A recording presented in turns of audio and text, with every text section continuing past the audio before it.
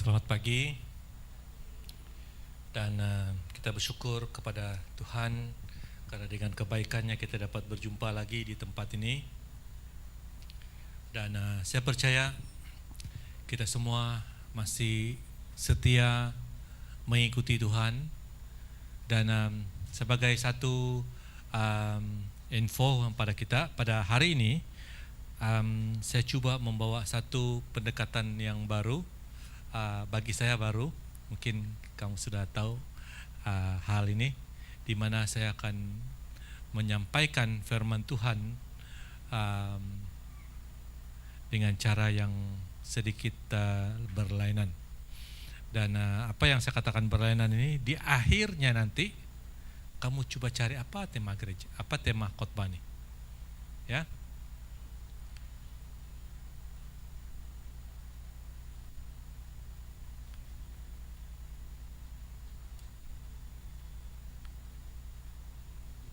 Dia boleh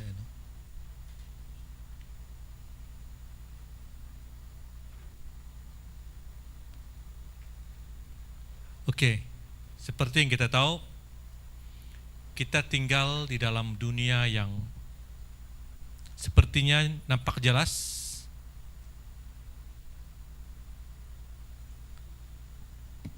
apa?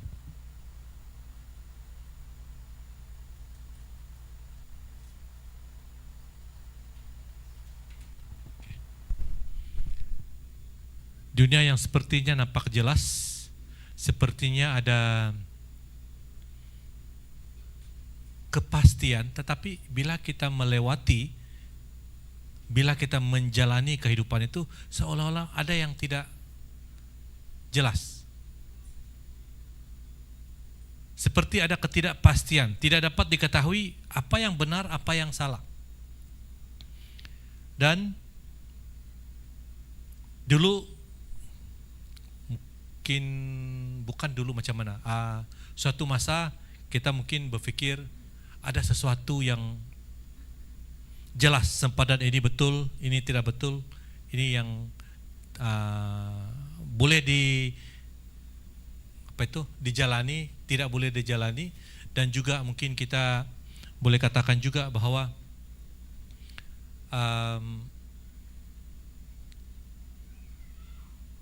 apa yang jelas memang sudah begitulah itu. Tetapi ada oke, sebagai satu contoh, pada satu masa dulu kita boleh tahu mana lelaki, mana perempuan. Dan ketika Tuhan mengatakan beranak pinaklah di dalam Kejadian pasal yang kedua itu, kita tahu hanya lelaki dan perempuan. Tetapi sekarang ini di negara-negara yang maju khususnya, kita boleh nampak ada yang lelaki sama lelaki pun boleh berkahwin, perempuan sama perempuan pun boleh berkahwin. Dan karena Paulus yang dengan jelas melakukan sesuatu yang benar, mari kita buka dalam Kisah Para Rasul pasal yang ke-26 ayat 24 hingga 32.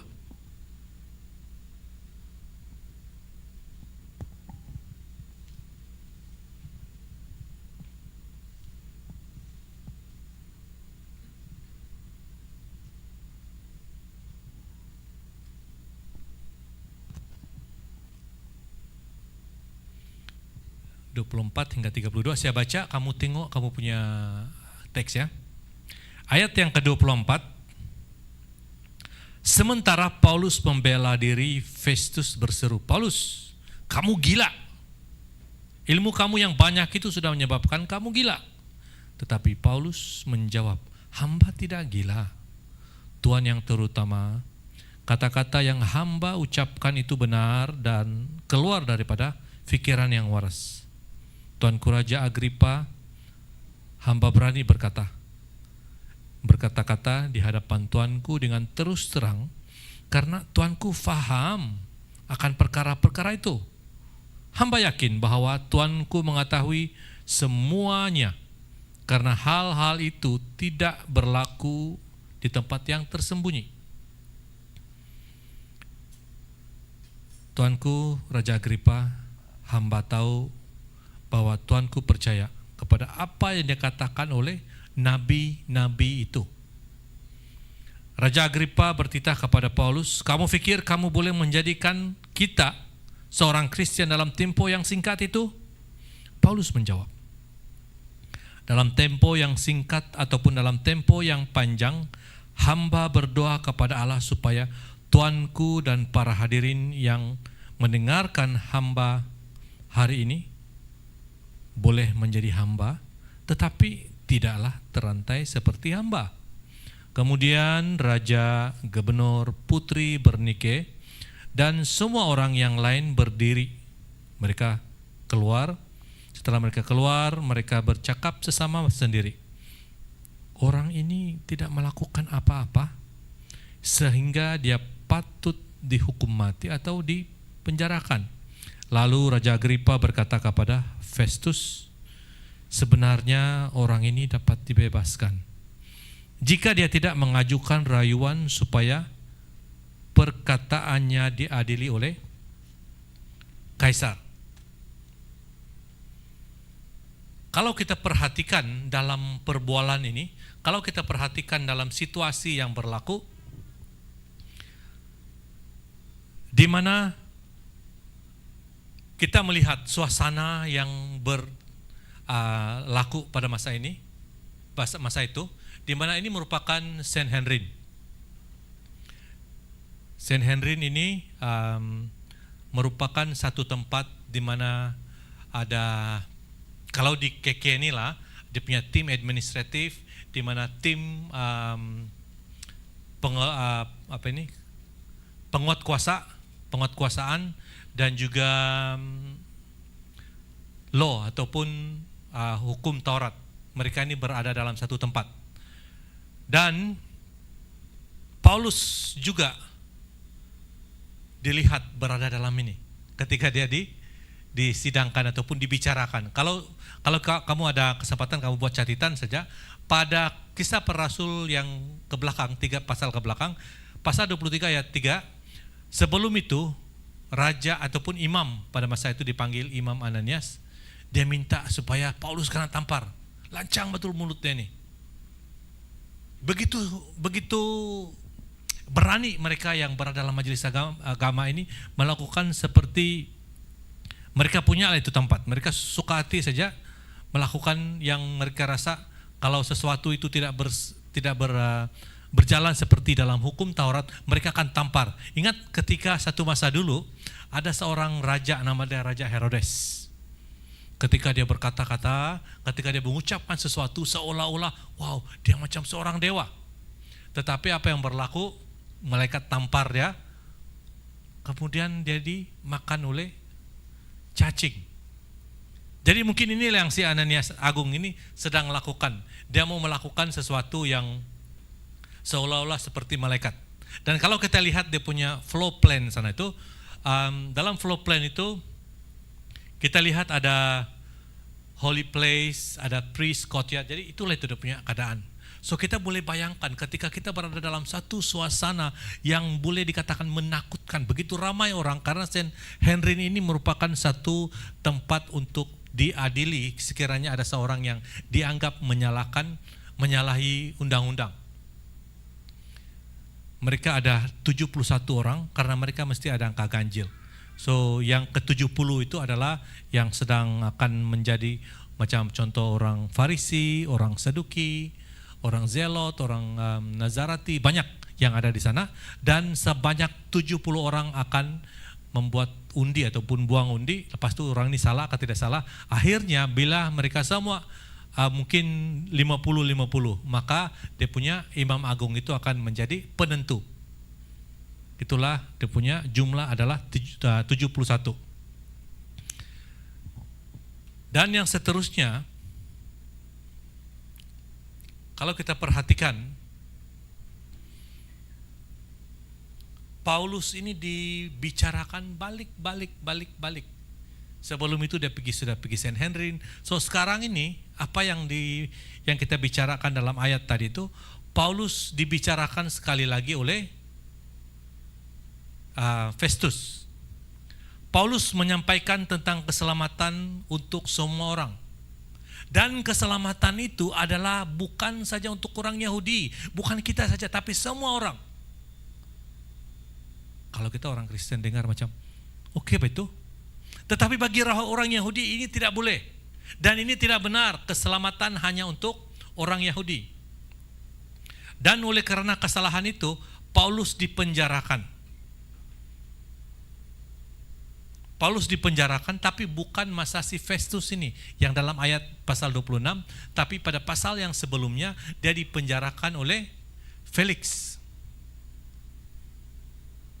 Jadi ketika Felix habis dia punya term sebagai gubernur, dia diambil alih oleh si Festus ini. Dan apa yang berlaku, dia tidak mengambil keputusan oke, salah atau tidak salah. Dia kasih biar saja si Paulus dalam penjara, suka-suka hati, selamba aja orang dia kan. Dan selama 22 tahun akhirnya ketika si Festus menjadi gubernur, ada tahanan dalam penjara. Jadi perlu kena bicarakan. Tetapi dia baru berapa hari menjadi gubernur. Belum campen lagi bahasa Sabah. Dia belum berapa bijak dalam melakukan pembicaraan apa yang mau dibuat. So dia jemputlah si Raja Agripa dan Putri Bernike. Nah, ini dia punya latar belakang. Dan oleh karena si Raja Agripa ini pun oke juga, so dia ikut. Di mana nih? Di Kaisaria. Ini tempat dia di Kaisaria. Kalau kamu lihat kamu udah bawa Alkitab apa? Kalau yang bawa yang secara manual di belakang itu, saya pakai gunakan Alkitab bahasa Malaysia ataupun berita baik. Di sana ada Kaisaria, Yope dan Gaza. So pada masa ini si Raja Agripa ini dia mentadbir tiga tempat. Nanti saya akan sebut. Dan dia dijemput oleh Festus. So kalau kita perhatikan dalam gambar ini, di mana seolah-olah kita anggap saya ini Raja Agripa dan sebelah dia itu Putri Bernike. Dan Paulus mengatakan, tengok, sedangkan dia di depan orang itu, di mana dia mau lari? Oke, kalau kita perhatikan, dalam tempat ini, di mana dia mau lari? Dari depan tuh, berada di depan tuh. Dia mau lari pergi mana? Tetapi di rantai. Ini merupakan satu penghinaan kepada Paulus. I was here before. I was the member of the Sanhedrin. Dia adalah orang Farisi. Tetapi kenapa dia dirantai? Bukan satu bikin kasih malu bahkan. Ini merupakan satu sikap untuk memalukan si Paulus. Dan kalau kita perhatikan dia dirantai dan Raja Agripa dia mau lihat apa bermasalah nih orang. Dia pun berpikir tidak ada masalah nih orang. Ketika verdict ataupun tuduhan itu dilakukan terhadap dia, dia perhatikan, betulkah dia ini salah? Memang tidak salah pun. Tetapi dibawa ke pengadilan. Dan dengan jelas Felix pada masa itu tidak mau dianggap tidak menyebelahi orang awam, karena golongan Farisi ini, mereka ini seperti ini. Dia seperti kalau kita buat kelompok sel ke dalam gereja SIB kan, kita ada ketua-ketua kelompok sel. So mereka ini lebih dekat kepada orang di bawah. So mereka ini ada kumpulan. Mereka ini mewakili orang-orang bawahan. Manakala orang Saduki ini orang atasan, pertengahan dan atasan. Itulah ketika penghancuran kota ataupun bait suci pada tahun 70, semua Saduki, semua yang lain itu sudah tiada. Dan Farisi masih ada. Karena bukan mereka base di atas itu Sanhedrin. Mereka berada di dalam community.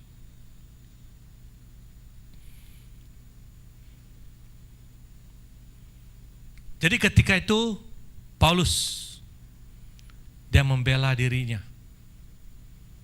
Kenapa dia mau membelakan dirinya? Karena pada ketika dulu Saulus merupakan penganut agama Yahudi yang tegar. Beliau dahulu dikenali sebagai Saulus. Saulus yang mereka kenali menghadiri perjumpaan di Sanhedrin, dan dia juga adalah daripada golongan Farisi. dia ada pengikut-pengikut, dia ada pengaruh pada masa itu. Jadi pada masa Saulus menjadi penganut agama Yahudi, dia adalah orang yang sangat-sangat kuat menentang, saya tidak suka nih Yesus. Tidak betul nih Yesus, karena dia berdasarkan kepada Taurat. Karena bila kita lihat dalam bahasa Ibraninya, di mana buku ataupun firman Tuhan yang kita lihat itu, kalau dalam bahasa yang sekarang Protestan kan, kita melihat di buku permulaan, lepas itu nabi-nabi kecil, nabi besar. Tetapi dalam Ibrani dia orang melihat 3 saja. Buku, lepas itu syair, dan juga para nabi. 3 saja. So ini adalah komponen penting dalam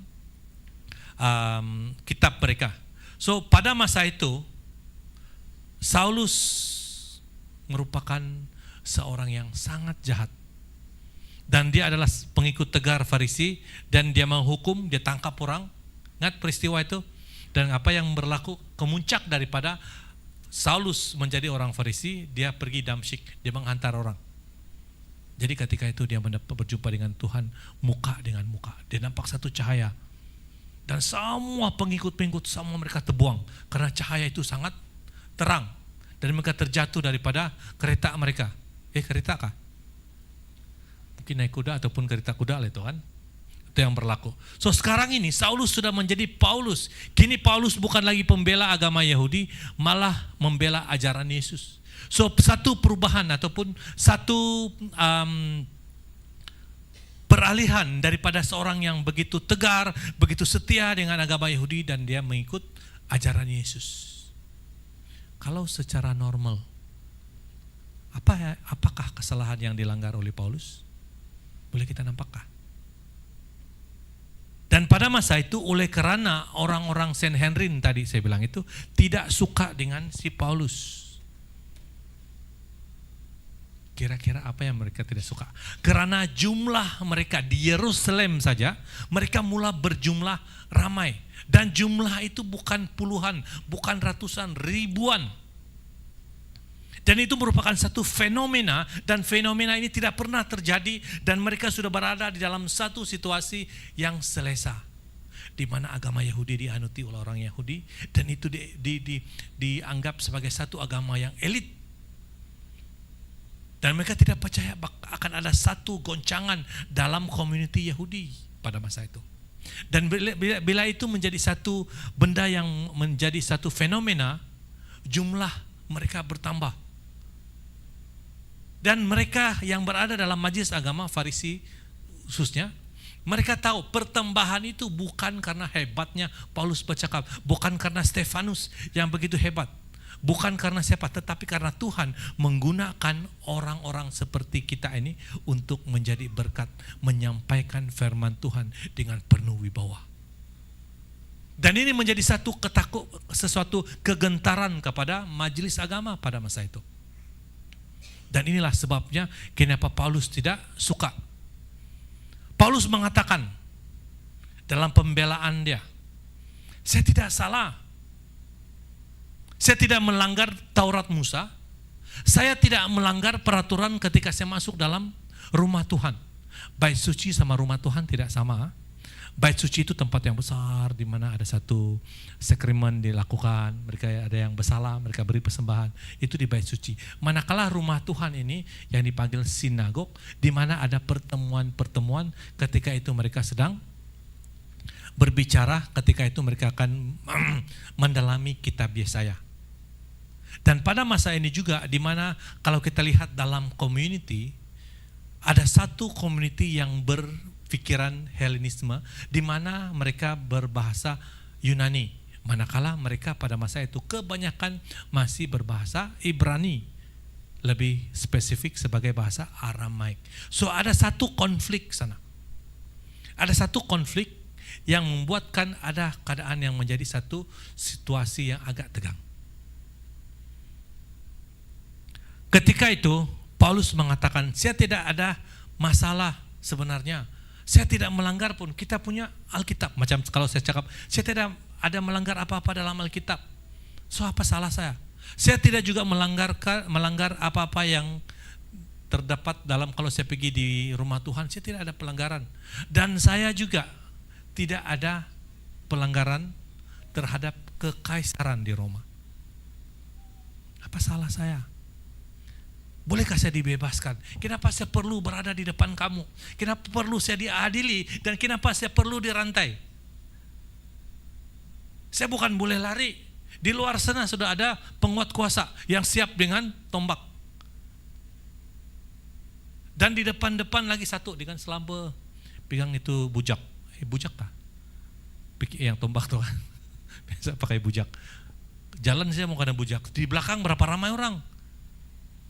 Karena Saint Henry ini dianggotai oleh orang-orang yang pandai tentang agama, peraturan, dan juga administratif, dan mereka ini dalam jumlah 71. Dan saya percaya ada lagi di luar sana. Bukan semua orang Saduki dan Farisi dalam Saint Henry, ada yang terpilih di sana. Yang lainnya di luar. Mereka tunggu saja karena, takbir. Kira-kira dalam bahasa mereka pada masa itu. Dan apa yang berlaku?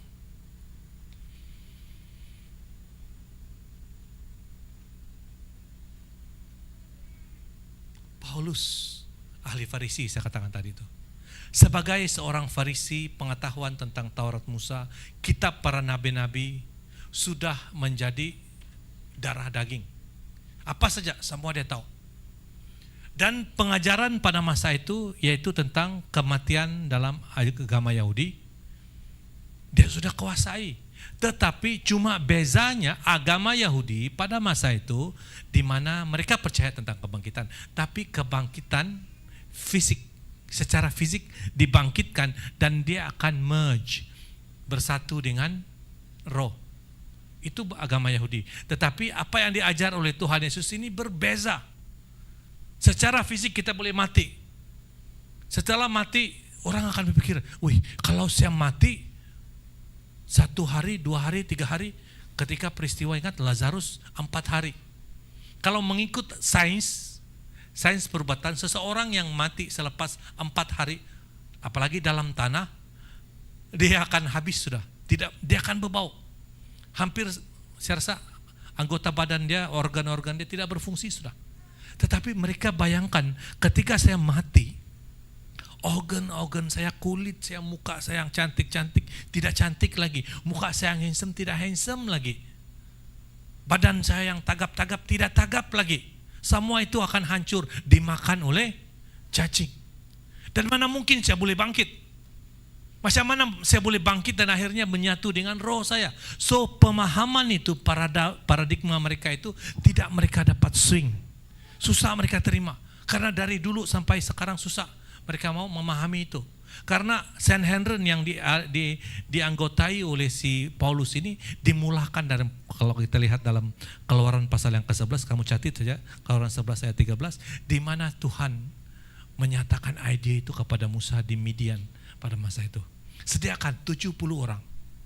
Dan 70 orang ini adalah orang-orang bijak yang akhirnya Tuhan datang bertakhta di hati mereka. So mereka menjadi pemimpin-pemimpin yang berwibawa, dan ketika mereka bercakap tidak cacat celahnya, karena Tuhan yang memberikan inspirasi kepada mereka ketika mereka menjadi pemimpin. Dan ini sejarah itu diteruskan sampai tahun 70, dan akhirnya bait suci yang diwar-warkan, dibangga-banggakan, inilah kok bait suci yang begitu hebat, dan sekarang dia menjadi kebanggaan orang Yahudi. Dan ini sangat bahaya.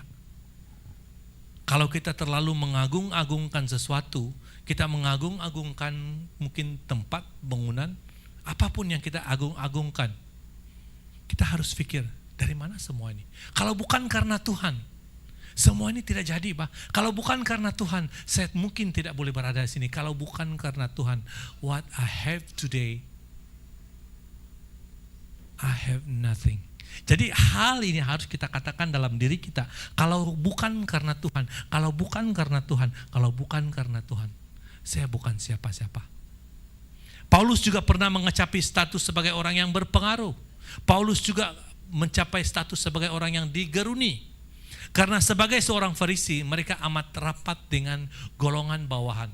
Mereka sangat dekat dengan orang kebanyakan. Jadi kalau sebut saja orang Farisi, mereka ini adalah orang-orang yang berpengaruh, bukan kaleng-kaleng orang bilang. Jadi Paulus pernah mengecapi itu semua. Dan kalau kita perhatikan, nampak muka nih, ini merupakan gambar yang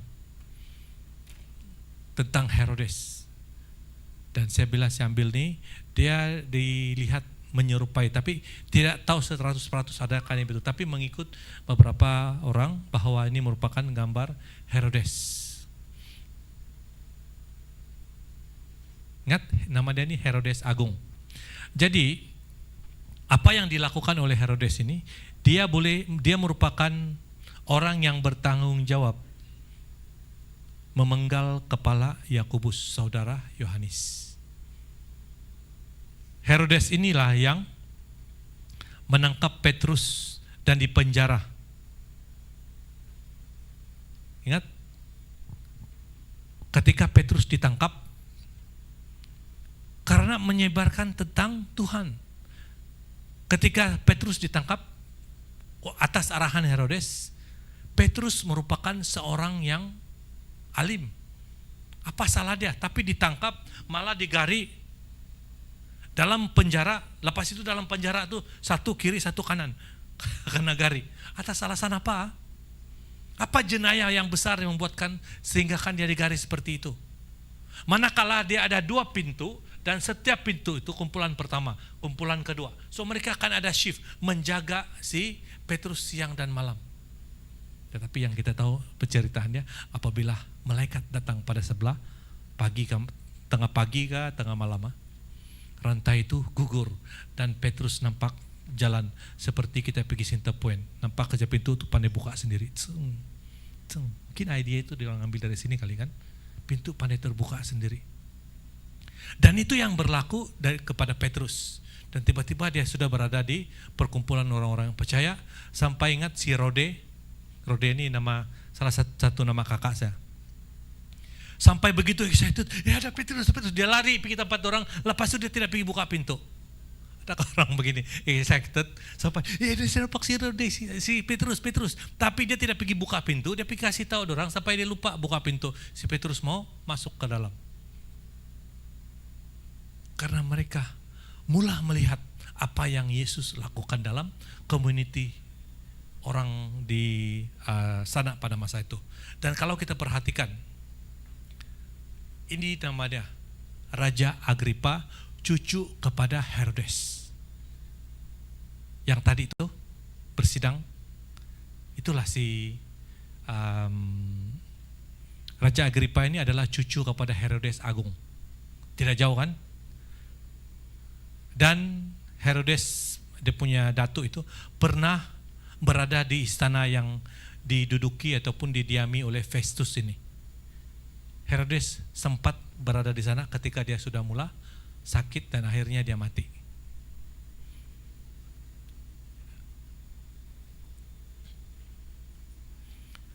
Pada masa itu Raja Agripa adalah lantikan daripada Kaisar Claudius di Kalkis. Jadi pada masa ini ketika dia dipanggil oleh Festus, Raja Agripa merupakan penguasa di area Kalkis, wilayah Trachonitis dan Al-Abilini. Lain-lain kan dia punya nama. Dan manakala Festus seorang gubernur di Yehuda yang menggantikan Felix, menjemput Raja Agripa untuk datang ke Kaisarea untuk membicarakan kes Paulus. Sebenarnya si Raja Agripa, untuk pengetahuan kita, dia boleh saja antar wakil, dia tidak perlu pergi. Karena Raja Agripa ini merupakan orang kuat kepada Kaisar, dia tidak perlu pergi.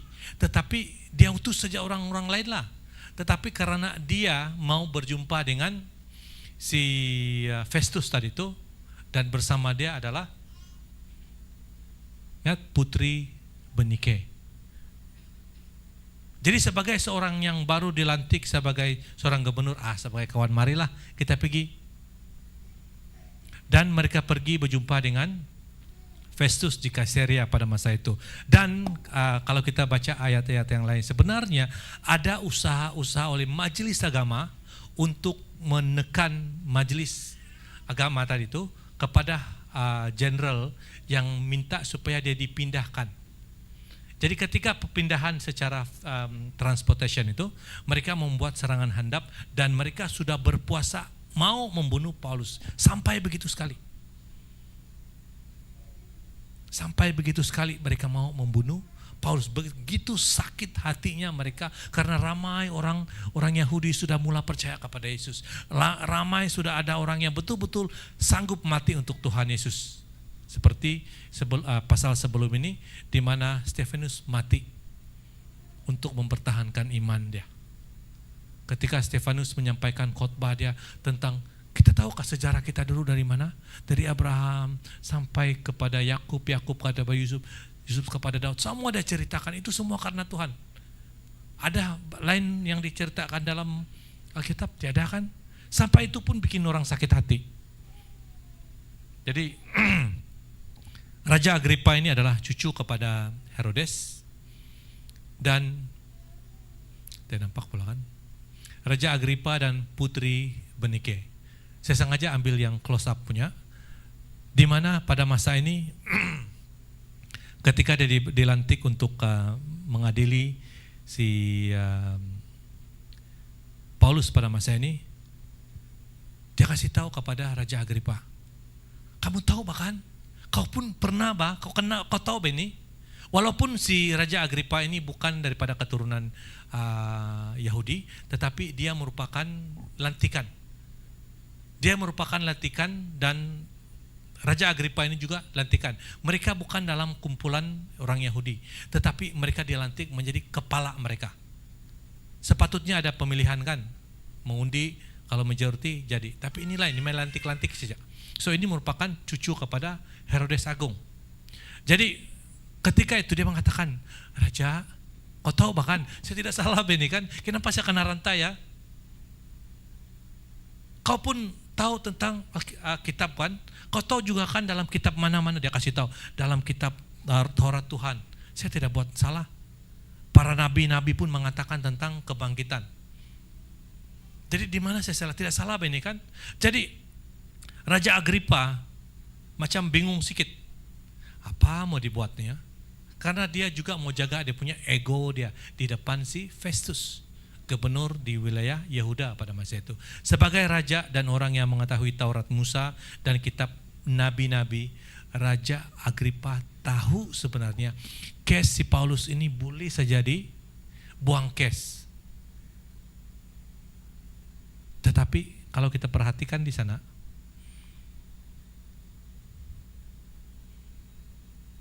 Putri Bernike ini juga merupakan janda kepada kepada Raja Agripa.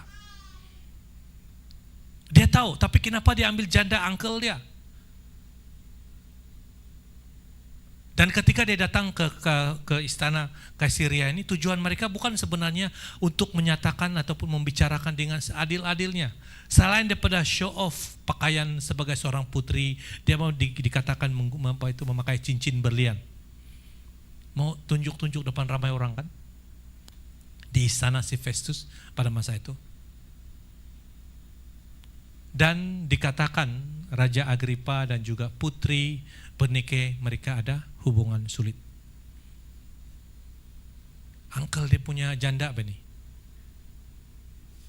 Dan sebenarnya dia sebagai raja boleh saja ambil orang lain, tapi kenapa dia mau memilih itu? Itu dia punya pilihan dia sendiri. Tetapi anak-anak Tuhan yang saya kasih dalam Yesus Kristus, kita jangan goyang dengan tekanan dunia. Dunia akan menentang kita. The world will against you in any way to put you down. Tapi sebagai anak-anak Tuhan, percayalah. Apa yang kamu pegang ini, pahaman yang kamu pegang, Alkitab yang kita percaya merupakan otoriti tertinggi dalam hidup kita. Merupakan ajaran yang betul. Walaupun dunia mendatangkan ribut, Walaupun dunia mendatangkan puting beliung ini dia begini, kasih pusing. Agar kepercayaan kita terhadap Tuhan akan goyah, inilah masanya untuk kita berdiri teguh di depan orang lain.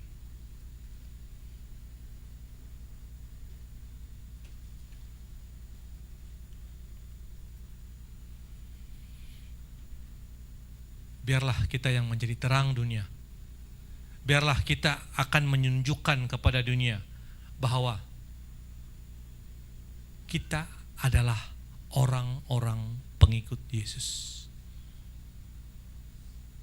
Apa yang kita lihat di sini, bagaimana kita mau jadi terang? Bagaimana kita menjadi contoh kepada orang di luar sana? Karena apa yang berlaku? Banyak pengaruh-pengaruh ideologi ataupun filosofi yang akan dikeluarkan. Kalau dulu kan macam umur mungkin 35 ke atas, susah mau dapat bahan-bahan bacaan ataupun ideologi ataupun filosofi orang-orang yang berpengaruh. Tetapi kalau ada TikTok, ada Facebook, ada YouTube, ini satu cabaran. Karena banyak idea filosofi, dia kena jump pop. So terserah sama kita untuk menilai. Dan akibatnya kita mempunyai satu fahaman. Itu yang berlaku. Mungkin tidak tahu kalau di sini di banyak gereja. Di tempat saya pun dulu ada. Harap-harap masih tidak saudara. Bila mereka diajar, pastor, saya rasa ada satu idea begini. So bila pastor sudah membuat satu ulasan, sudah memberi pendirian dia dengan berdasarkan kepada ajaran Alkitab dia sendiri, ada PL-nya sendiri, dia ada karakternya sendiri, dia ada cara dia. Kenapa? YouTube. Dia dapat daripada YouTube, dia nampak ada beberapa orang dan dapat share ini betul ini cara yang betul. So akhirnya dia berjumpa dengan pastor ataupun siapapun pemimpin agama mereka di gereja. Mereka mempunyai satu perdebatan. Akhirnya dia tidak puas hati dengan apa yang disampaikan oleh pemimpin dia, pastor dia buat sendiri punya tafsiran. Ini sangat bahaya. Bagaimana kita? Apakah kita mau menjadi terang?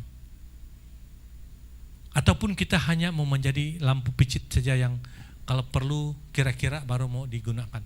Lampu picit pun kalau lama-lama bateri itu tidak berguna, tidak terang juga itu bahaya dia. So bagaimana kalau kita tidak menjadi terang? Dalam Matius pasal 5 sana. Dan kita melihat kita tidak menjadi garam, kita tidak menjadi terang dunia. Namun kita ada Alkitab. Dalam Yohanes 1 ayat 1 dan kita tengok pasal 1, di mana pada awalnya adalah firman. Firman bersama-sama dengan Allah dan firman itu adalah Allah sendiri. Kita harus ada keyakinan, semakin hari kita ke gereja, semakin hari kita ke gereja mempraktikkan, semakin kita akan mempercayai firman Tuhan. Makin kita ke gereja, makin kita ikut pemuridan, makin kita pergi ke kelompok sel, kita makin kuat. Bukan hanya mendatangkan diri kita, fisik kita berada di sana, tetapi kita pikiran kita di mana-mana. Ya memang betul, kadang-kadang kita berada di sini, tapi pikiran kita pikir, macam mana itu Kolome ya? Kolome kalau campur sonyuk, campur ini, bahaya. Lepas ini sembahyang ini, makan ini, karena besok saya kerja tidak sempat. Jadi ketika khotbah disampaikan, pikiran kita ke sana. Fisik kita ada di sini, tetapi pikiran kita di sana. Kalau yang mungkin yang berkapal-kapal, dia start sudah macam jam berapa, dia mula sudah WhatsApp. Jumpa di mana nanti. Sibuk macam mana pun, kau sibuk napayalah. Kalau tidak oke bah. So kadang-kadang ini berlaku. Mereka ke gereja, badan mereka di sini, tapi pikiran mereka di sana. Manakala orang yang berbisnis, kalau mereka ada buat satu janji pada masa hari Minggu, khotbah itu tidak habis. Anak-anak Tuhan yang saya kasih dalam Yesus Kristus, itu berlaku sekarang. Kalau kamu tidak hati-hati dengan keadaan ini, kita tidak dapat membuat satu keutamaan. Kita tidak prioritaskan apa yang patut, apa yang tidak patut. Kita ke gereja satu Satu minggu itu ada Isnin sampai Ahad, betul? Isnin, Selasa, Rabu, Kamis, Jumat, Sabtu itu pergilah buat apa yang patut kamu buat. Tetapi hari Ahad tidak sampai pun 3 jam, paling pun 2 jam. Fokuslah mendengar firman Tuhan. Coba aplikasikan, ambil buku, catat apa yang perlu dicatat. Supaya kita boleh tahu apa yang sedang berlaku dan bagaimana kita menjalankan bahagian kita sebagai orang yang percaya kepada Tuhan. Bagaimana Yesus kecewa dengan manusia. Yesus tertekan, saya percaya pada masa itu, ketika dia berada di Taman Getsemani. Kalau kita perhatikan, nampakkah? Di belakang itu 3 orang ini, sebenarnya salah banyak. Yang tidur betul kan? 3 orang itu Yakobus, Yohanes. Dorang bukan bercakap-cakap, mereka tidur. Dan pada masa ini juga si Yudas yang sudah diberi 30 uang perak itu sedang mengatur askar Roma untuk menangkap dia. Sama juga cerita dia. Apa yang kita baca ini merupakan pembacaan yang sudah berlaku, maksud saya Yesus sudah ditangkap. So ayat ini menceritakan selepas peristiwa itu. Bukankah Tuhan Yesus mati untuk kita? Cukuplah 12 orang itu pun bikin sakit hati. Petrus sendiri ketika dia ikut Tuhan Yesus karena tangkap tuh kan, ini orang yang ikut Tuhan Yesus nih. Tidak. Bahasa dia pun boleh tahu. Kamu perasankah? Kalau kamu pergi semenanjung lah kan, orang India atau macam mana cakap dia kan, orang Cina macam mana dialek dia. Orang kita pun boleh tahu. Kalau dulu saya tidak tahu, tapi sekarang saya tahu kalau orang Rungus bercakap kan, ada dia punya apa itu?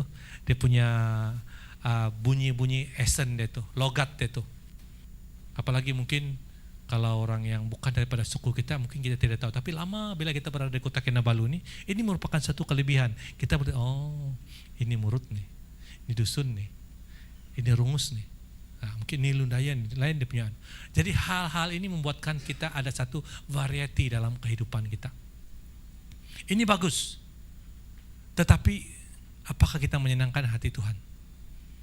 Yesus pasti tertekan dengan tahap komitmen 3 orang yang paling dekat dengannya, yang tidak memahami perasaan ketika Yesus akan ditangkap.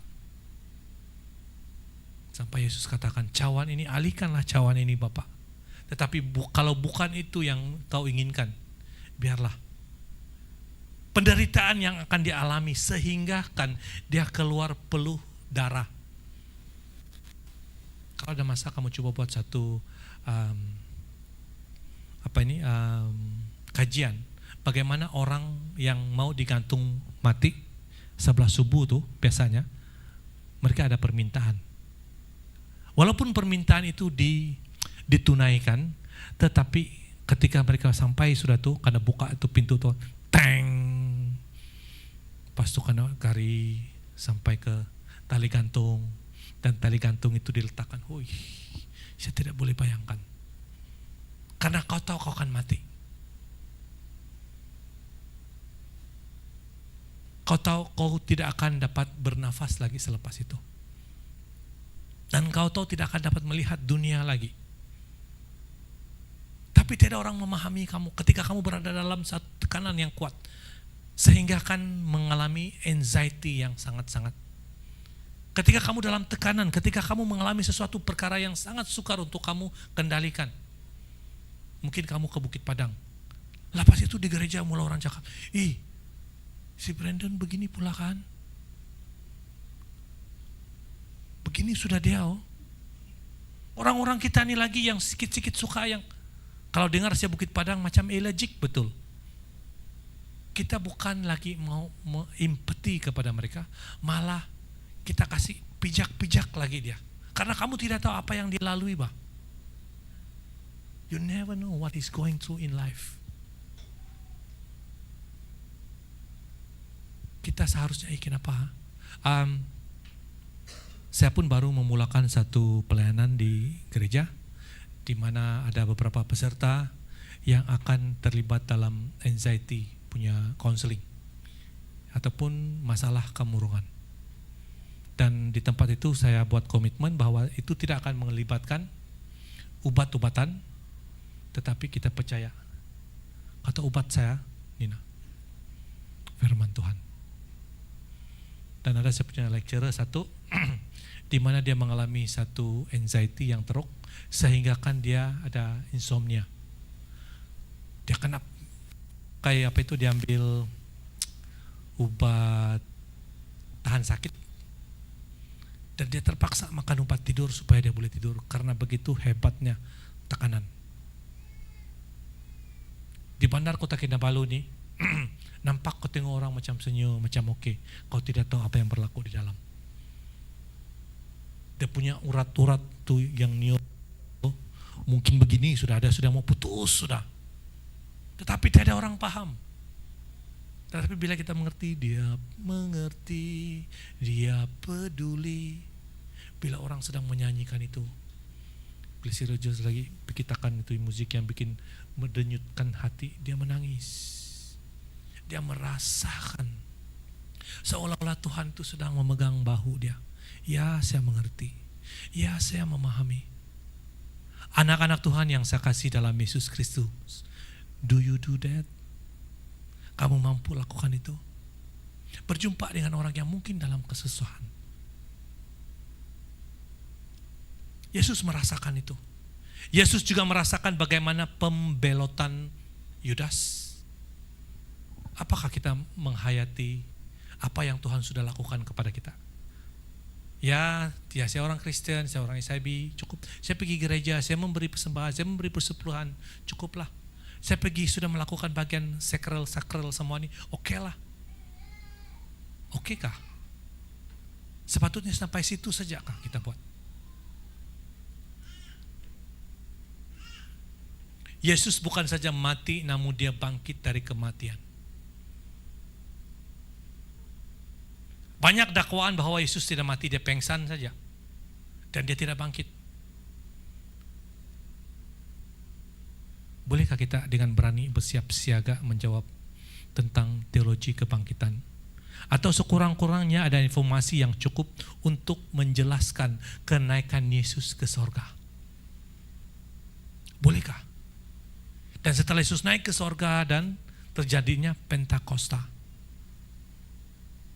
dapatkah kita mengatakan ini kepada orang bila orang kata, Yesus tidak mati, dan dia tidak bangkit pun, dia tidak naik di sorga pun?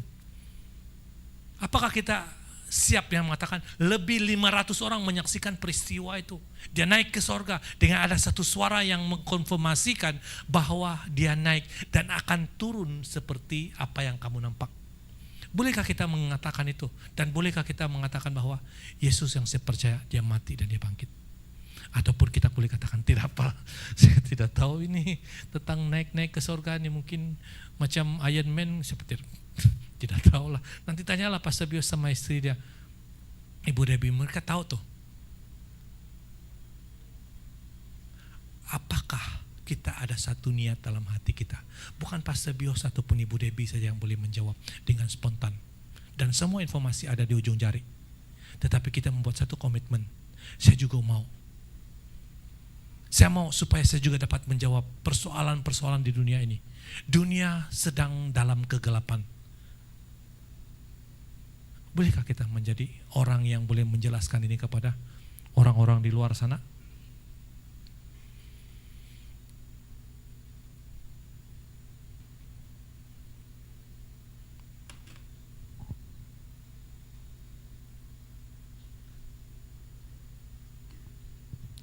Jam kali kan?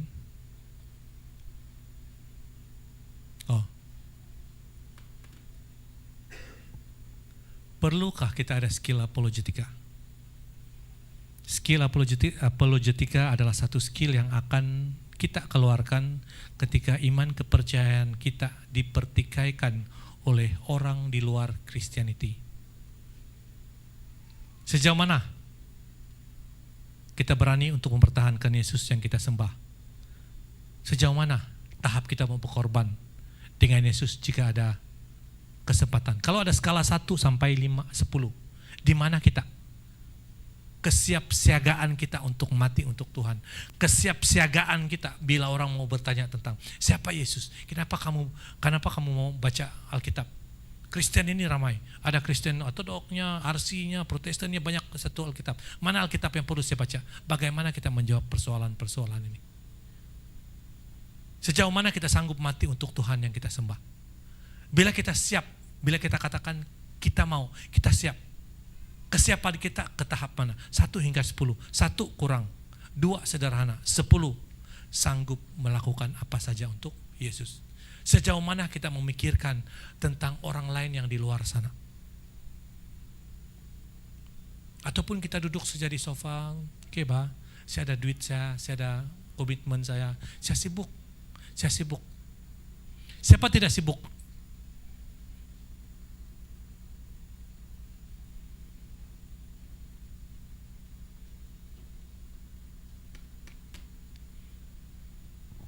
Kalau kita perhatikan image yang seterusnya, adakah orang-orang Kristen kini ada sikap diam dan lihat saja?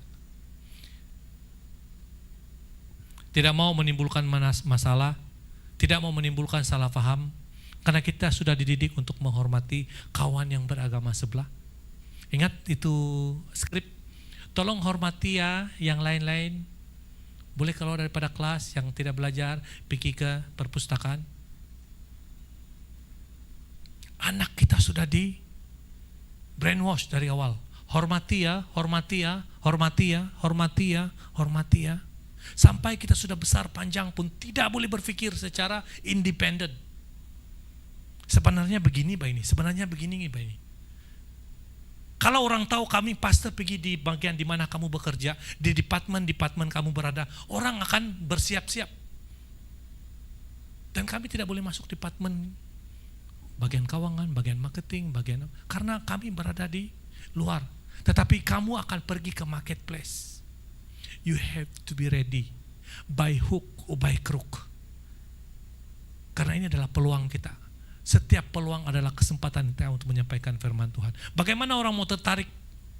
At least be a salt and a light to the world. Kata-kata kita, karakter kita. Orang maki, kita maki. Orang bergosip, kita bergosip. Orang sabotage, kita sabotage.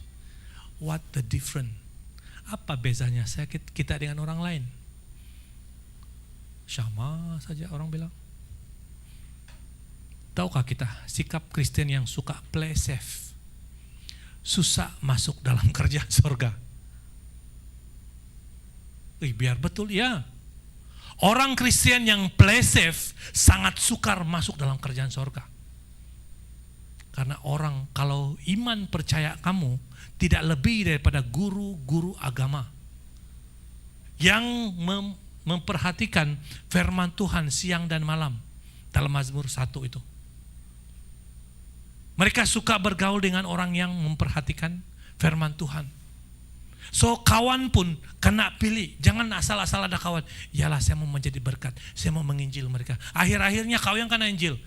Dulu dia bukan worship leader kayak itu, dia penari rebana itu. Alah dia pergi sudah, dia masuk sudah. Ini berlaku. Bila kita play safe, bila kita katakan menghormati, saya tidak cakap memberontak, tetapi kita harus tahu saya anak Tuhan. Saya anak Tuhan, saya diberi idea untuk berkata-kata jika diminta.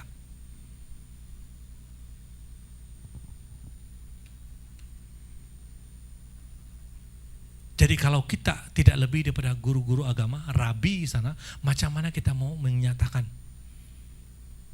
siapa Tuhan di luar sana? Ini boleh kamu argue.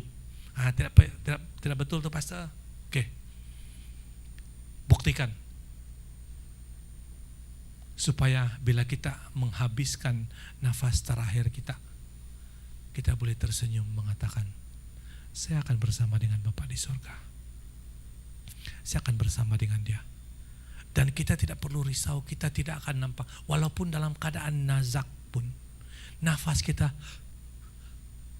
tidak sakit. Kita tidak risau. Mungkin pada masa itu kita tidak merisaukan. Kalau yang sudah bersuami, beristri, kita tidak peduli. Orang-orang yang kita kasih, anak-anak yang kita kasih, bukan tidak peduli. Kenapa? Karena kita tahu kita sudah melakukan bahagian kita. Kita sudah melakukan pendidikan kepada anak-anak kita. when daddy, when mommy is going to see God, you guys must be ready. Dan kita tahu bahwa iman tidak diwarisi. Anak pastor kah? Adik pastor kah? Kakak pastor kah? Keluarga pastor kah? Iman harus dijalani secara pribadi. You have to work it out by yourself. Kamu harus melalui proses. Tenang, suka melalui itu proses. Menghayati proses yang Tuhan lakukan. Do you?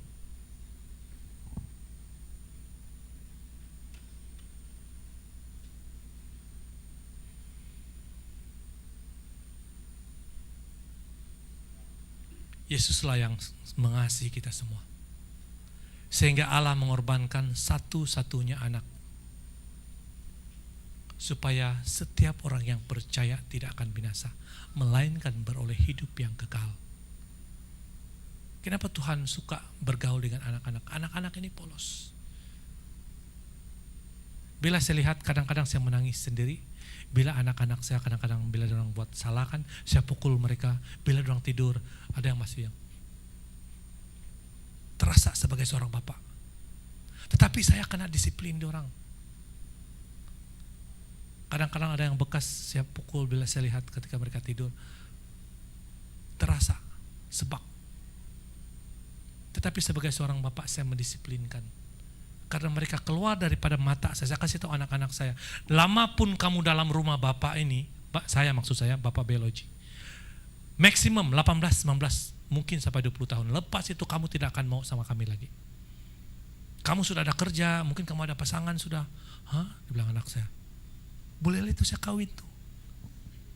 Baru dari satu berpikir sudah mau kawin. Karena inilah hakikat.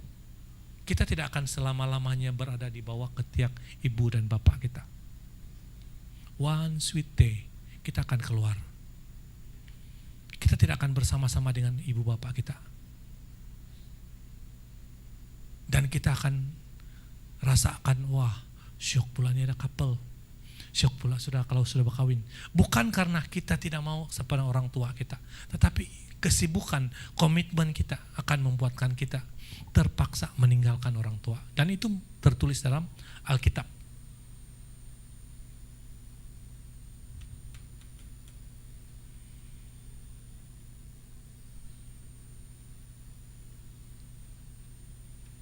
Dunia menawarkan gula-gula. Dunia. Paulus adalah seorang peguam yang berpengalaman dan pernah mengecapi zaman kegemilangan. Dia pernah mengecapi pengaruh yang hebat. Dia bagi surat, semua orang dia boleh tangkap. Setelah dia menyadari menjadi hamba Tuhan lebih baik dari apa yang dia kecapi dan miliki pada masa itu, dia bertukar secara ekstrim menjadi hamba Tuhan yang sangat ekstrim.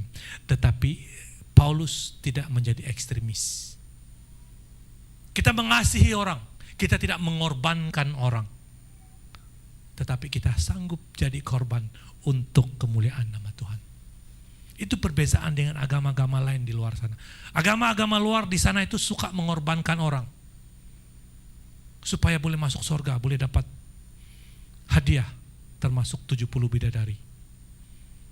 Saya pikirkan bagaimana budak yang berusia 12 tahun disuruh untuk kasih letupkan diri. Nanti kau dapat 70 bidadari. Wah, budak kecil kau kena ajar tentang seksologi. Paulus tidak jadi ekstremis, tetapi dia ekstrim. Dia pernah dicoba untuk dibunuh. Dia pernah dibuang. Dia pernah dipatuk ular. Dia pernah karam. Masa musim sejuk. Itu tinggal mati sudah itu. Mati lah ini. Saya pikirkan Paulus pikir begini. Wah, macam mana lah, tidak dapat sudah makan burger, tidak boleh minum, sudah di Starbucks, tidak, matilah ini. Kalau kita dalam satu situasi. Tetapi kalau kita tengok peristiwa di Elmina, Shah Alam. Satu penunggang motosikal pembawa, dia adalah lulusan daripada UTM. Tetapi kenapa lah dia limpas di sana ngam-ngam jam petang tuh, ketika jet itu terhempas mati. Manakala pemandu dalam kereta Almera itu mempunyai, apa kita katakan, nasib kan ini? Kita tidak tahu. Bukan saya cakap, dunia membuktikan, statistik membuktikan. Bukan yang tua sakit baru mati. Yang muda kadang-kadang kanak-kanak pun boleh mati. Apakah itu secara teknikal? Adakah itu karena kelalaian manusia? Kita tidak tahu. Tapi kita percaya, bila kita menyampaikan, bila kita menjadi saksi kepada dunia ini, dunia tidak suka kita. Bila kita dilihat sebagai orang yang mempengaruhi dunia, orang akan memperhatikan kita. Akhir kata, bila kamu mengalami tekanan, bila kamu melalui satu sabotage dalam hidup kamu, bila kamu dilihat seperti karena ada satu roadblock besar depan, tidak boleh buat apa-apa. Jangan lihat apa yang sedang manusia pikirkan. Apa rancangan-rancangan mereka untuk sabotage kamu, untuk menjatuhkan kamu, puting beliung kah dia. Satu saja kamu ingat, motif. Motif dia mau menjatuhkan kamu. Motif dia supaya kamu tidak percaya Tuhan. Motifnya supaya kamu tidak berpegang kepada ajaran Alkitab. Motifnya adalah mau menjatuhkan Paulus supaya Paulus jangan bersuara lagi. Motifnya supaya Paulus jangan lagi menyatakan tentang kebangkitan. Karena semua kita akan mati. Dan kita tidak akan bangkit secara roh. Kita akan mati kita akan bangkit secara fisik. Itu ajaran Yahudi pada masa itu. Yang itu menjadi tentangan kepada majelis agama. Jika kamu mengalami tentangan itu dalam hidup kamu, yakinlah, the world is not against you. The world is against God, our Almighty God. Bersiap sedialah anak-anak Tuhan yang saya kasih dalam Yesus Kristus. Karena kamu akan berdepan dengan peperangan sebenar. The real battle that you facing is real. Pada masa itu, pastor boleh tolong? Pastor boleh tolong? Masa itu tidak masalah lagi. Mungkin agak terlambat, tetapi apakah reaksi kamu? Boleh saya minta Roger?